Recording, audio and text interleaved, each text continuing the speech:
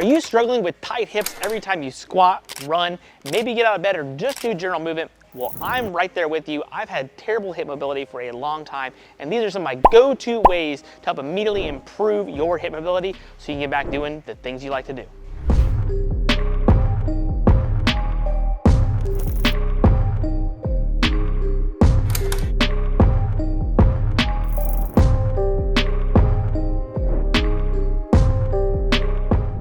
Hey there, Bretzel here from Thirst Gym, and today I'm going to walk you through the absolute simplest hip mobility routine that you're probably going to find on the internet. And this is going to immediately improve your hip mobility so you can go and do the things you like to do anywhere from 5 to 10 minutes every day at the comfort of your home. Let's get to it. All right, so the first thing we're gonna do is we're gonna perform a 3-sequence system. And so I got this from my guy, Mike Robertson, and the first one is going to be release. The goal is gonna be to release some tight tissues of why we've got those tight hips to improve our hip mobility. Usually you're gonna find this as the adductors, hip flexors, and usually the glute piriformis area. Those are kind of the 3 areas that we're gonna wanna focus on here today. So these 2 implements are gonna help you a lot. A lacrosse ball, baseball, softball, some kind of hard round object. It's going to let us dig in deeper to those tissues, and then a regular foam roller of any size, doesn't really matter, whatever you happen to have access to. You can even use a PVC pipe if you happen to be tight on trying to find something. So we're not going to use a lacrosse ball quite yet. We're going to start with the foam roller. And so what I like to do personally is start with my hips and my glutes. So actually sit on the foam roller here and just lean towards one glute and go up and down anywhere from 5 to 10 rolls. Really focusing on some different areas, feeling what's tighter than what's not, and then focusing on the problem area. The other thing you can do here is you can cross your leg over and then focus on that piriformis a little bit more, or that posterior capsule. And we're gonna again do that for anywhere from 5 to 10 rolls, or about 20 to 40 seconds on each side, really just trying to make sure that feels a little bit better as we go. Now, while we've got the foam roller, the next thing we're gonna do is focus on the hip flexors and a little bit of the quads. So we're gonna start with that foam roller up into our hip area. And from here, I wanna make sure I can feel it up in the crease of my hip.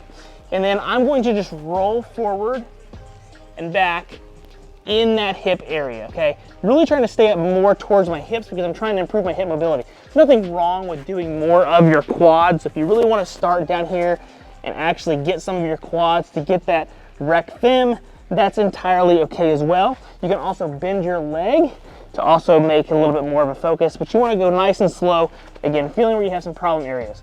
Then from here, we're gonna roll to the side. So I'll turn towards you here, but we want to actually be on the side of the hip now. So rather than being up here in the pocket, I'm gonna turn my body sideways, and I'm gonna do the same thing. I'm gonna roll up into the top part here, very top of my hip bone, all the way down towards the middle of my thigh and back down, turning my leg back and forth. Same thing, 20 to 40 seconds on each leg, really trying to open that up and just roll my body back and forth, focusing on the more problem areas that you happen to find. You might even find the outer part of your hip as well as an area that you want to focus on. Usually where a lot of people are having issues is the outside part of the hip, right there. Then we're going to move to the adductors before we go to our cross ball. So this is the one that looks a little bit weird, but you're gonna straddle that foam roller, and then you're gonna put that foam roller up into your groin area. You're gonna let your leg hang off, and you're just gonna roll back and forth with your knee bent or straight, whichever one you feel more. And you're just gonna, again, roll back and forth, 20 to 40 seconds, 5 to 10 times, trying to get that adductor to kind of release, okay? Once we've done all those, then we're gonna take our lacrosse ball and do some more focused work on the glute and piriformis. So you're gonna take that ball, place it underneath your butt cheek, and there's 2 primary different ways you can do this. You can just do a global roll, so you're just gonna make some circles, really just try to feel your whole glute while you're doing those rolls. Go counterclockwise and clockwise, you're going both ways, and just make some big circles. Then what you want to do as you're doing that is drift out towards the outside part of the hip. You're going to usually find some really stiff tissues there if you're trying to work on that hip mobility, and you're just going to go up and down in that area where you've got some tightness. And then once that's done, we're going to focus on the piriformis. So I'm going to take that and actually put it underneath my butt, like my sit bone, where my bones touch the chair when I sit down. put that there. I'm gonna take that leg, cross it over. Man, I can already feel that, and then spend some time there by that sit bone. Very small motions, just trying to get that to release, feel a little bit better. So again, once I've done that on both sides, now I've got my muscles actually somewhat released and relaxed. We're going to the next step. All right, now we're going to step 2, and that's going to be reset. So we're going to use a breathing drill to get our pelvis and our hips back underneath us. And the reason we want to do that is the more stacked that our rib cage and our pelvis are, the more ranges of motion we can immediately improve for the next step. So these are kind of sequencing to build on each other. So this is somewhat important. You're going to want to find a box, a wall, maybe a couch, something like that that you can put your feet on. And then what you're going to do from this position here is you're going to be around a 90-degree angle, and you want your feet up slightly high. Head's just going to relax, upper body's going to relax. You're going to take your feet and actually try to pull your knees towards the ceiling here so you can feel your hamstrings, okay? Really feel those hamstrings first. Once you find those hamstrings, so the back of your legs, you're trying to drag those feet down. You want to make sure your low back's relaxed. My belt buckle's slightly pulled towards my face. So notice I'm not arching like this. I'm trying to go the opposite way. Pelvis is always underneath my ribs. And then we're going to take our hands here. We're going to reach out as far as we possibly can, as long as we're not crunching to do it, okay? I'm not sitting up. I'm just going to reach as far as I can. And then from here, I'm going to take a big breath in through my nose, out through my mouth. Good long exhale. Keep that reach position. Still feeling my hamstrings, and then in through my nose, out through my mouth. Keep reaching. What you're going to do is you're going to do this for 5 to 8 breaths, in through your nose, out through your mouth, 5 to 8 second inhale and exhales. Really what we're trying to do is feel a little bit of abs, a little bit of hamstrings to bring everything back and get that low back to relax, which now we can move on to the next step of our actual mobilizations. All right, the next thing we're going to do is now focus on our hip flexor mobilization using the couch stretch. So what you're going to want is a box or a couch, like it's implied. An object to hold on to can help you with your balance, but not required. So I'm using a foam roller. To me, it just feels better, and I'll explain why it kind of feels better here in a minute. And I've got a Eric's pad here. You can use a pillow, a towel, anything you want, just so your knees out, maybe on a hard surface. And so what we're going to do is we're going to take our knee, place it on that blue pad. Ankle is on the box, couch, whatever object you have. Other leg is straight out in front of me here, and then I'm going to take my foam roller, I'm going to reach out in front of me or with the object that you have. And so what this does is I'm able to reach, that gives me that reach position that we just went over with from our breathing, but now I can actually push my center of mass back and lets me bring my hip forward, letting me optimize that hip flexor and quad stretch here. So that's immediately going to open up the front side of that pocket area. And so from here, I want to make sure my other knee is straight in line. It's not hanging out here to the side. I also want to make sure I'm not extending anything crazy. While you might feel that stretch, we're actually using extension to create that. We want our pelvis underneath us and reach, and this is going to be a more optimal way to stretch that hip flexor. And so from here, we're just going to take a big breath in through our nose, out through our mouth, exhale and relax. You can do this anywhere from 5 to 8 breaths on each side. The other thing you can do is you can focus on glute squeezes while you do this. So you can take a big breath in through your nose, out through your mouth, squeeze that butt. So you can put your hand there to feel it, squeeze that. You're gonna feel that stretch intense, and then relax. And that's gonna get our hip flexors to open up. We're gonna do that again, 5 to 8 breaths on each side before moving to the next step. All right, the next thing we're going to focus on is the pigeon stretch. We're going to use a bench here in the gym to do this again. You can use a couch, an elevated object. You can even do it on the floor, which I'll show you here in a second. I've got an Eric's pad here to make this a little more comfortable for me. This is not a good movement for me, but you're going to take your leg and place it on the bench, the couch, the object that you have, and you're going to try to get that knee on the bench that you have here. My back leg is then going to come straight. And then from this position, I can keep my hands on the bench, and then I'm going to bring my chest over my knee as long as I can keep my back relatively flat. So I don't want to actually just try to like round over.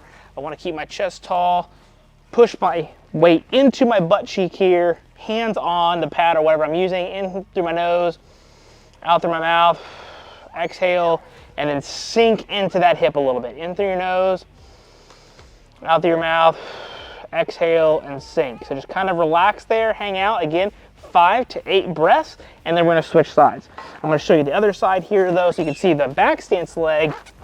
What's happening is I want this leg to be as straight as I can possibly get it, but make sure, again, I'm reaching through my hands here, sitting into that hip, in through my nose, out through my mouth, and sit into that butt cheek. Now, if you don't have this, you can perform this just on the ground, which I'll show you here in just a second. So again, if you don't happen to have it, something elevated, you're just doing this at home on the floor, what you're gonna do is the exact same thing, but I'm gonna show you how to kick it up a notch here. So whatever leg is on my pad, my pillow that I have here, I'm gonna bring that in that bent position that I had for my normal pigeon stretch. But I'm gonna take my other leg and place it behind my ankle, okay? That's gonna give me an anchor of support. And then with my hands on the ground here, I'm going to reach back and move my hip backwards so I can get that stretch into that posterior capsule, and then take a big breath in through my nose, out through my mouth, and sit back into that hip. Okay, so from this side, knees on the pad, knee is, my right knee here is behind my ankle. I'm really propping myself up, and then I'm gonna sit back into that hip, and same thing, breathe in through my nose, out through my mouth, sitting back into that hip, keeping my chest tall. Again, I'm not trying to bend over. I don't want to have anything happen from my actual back. I want to actually take my chest and bring it down because I'm sitting my hip backwards as I'm breathing in and exhaling out, trying to improve that hip mobility there. So either one works, just use which one works best for you. The next exercise we're going to focus on here is what's called a Bretzel, and this is going to work on our hip flexor mobility and our general hip and glute mobility. You're just going to need a little bit of space to be able to do this. And so what we're going to do is we're going to lay on one side, and whatever side we're on, we're going to grab that ankle, okay? So I've got my ankle here or my shoe, and then I'm going to lay on my right side. So right ankle, right side, and then I'm going to take my left leg, bring it across my body so that it's on the ground, okay? And then from here, I'm gonna take a big breath in through my nose, exhale out through my mouth, and as I exhale, I'm gonna roll my body, trying to improve that hip mobility. Now, my hips are super tight, as you can tell. Ideally, this knee stays down as close to the ground as possible, but that gives you an idea of how tight my hips are, but that's gonna give you a cue for improving. So exhale, try to get that shoulder blade to the ground, and then come back. So we're gonna get our hip flexor on the down leg, or the side that we're on, and we're gonna get our outer hip and glute on the top leg as we go to exhale and roll back, okay? So a different view here from this side. If I'm doing my left side here, left ankle across, inhale, exhale, roll. As you can see, this is a much more mobile side for me. And at the same time, I'm just gonna roll back and forth until I get about 5 to 8 breaths on each side. All right, final exercise here in the sequence is going to be a seated weighted adductor stretch. This is going to help open up our groin. So you are going to need some weights for this. If you happen to be at home, you could use like some heavier books. You can also use your hands as manual pressure as well. I'm just super tight, so I need some weight. I think it's ideal if you're trying to improve your hip mobility to get a little bit of load to aid these mobilizations. So we're going to go old school, back up against a wall, plyo boxes in my case, but whatever you can get your back up against. And we're going with the old school butterfly stretch. This is all I really got, but you got the idea. Old school butterfly stretch here. Then we're going to take our weights, books. Again, you can use your hands as well if you need to. You're going to place those on the inner part of your knees, and then what you're going to do is you're going to really relax those legs, okay? So let the weights actively push your knees down towards the ground as long as you comfortably can get there. And then we're going to take a big breath in through our nose, out through our mouth, exhale, and let those weights slightly improve our mobility. So in through our nose, out through our mouth, exhale, and relax. When you're using the weights here, another thing you can do is you can add some manual pressure with the exhales. So in through your nose, out through your mouth, and push down, and just really try to let those hips relax, okay? So same thing, we're gonna do 5 to 8 breath cycles there, trying to improve that adductor mobility, and it should help your hips feel a lot better. And so there you have it. there's a simple way you can immediately improve your hip mobility to help you do all the amazing things you want to do, whether it's improve your squats, your deadlifts, your running, or overall just have your hips feel better, reduce low back pain. These movements and drills will help you. Please note that the sequence is important. So you really want to make sure, again, you focus on the release, getting the muscles to relax through soft tissue-based work. Reset, focusing on breathing, getting your hips and pelvis underneath your rib cage, and then the actual reactive part of the actual mobilizations. And I picked some that are really great that you can do just about anywhere, like from the comfort of your own home. If you happen to like today's video, do me a favor, hit that like button, subscribe, tell a friend, leave a comment. All that really helps me out. I really appreciate it, and I'll see you at the next video.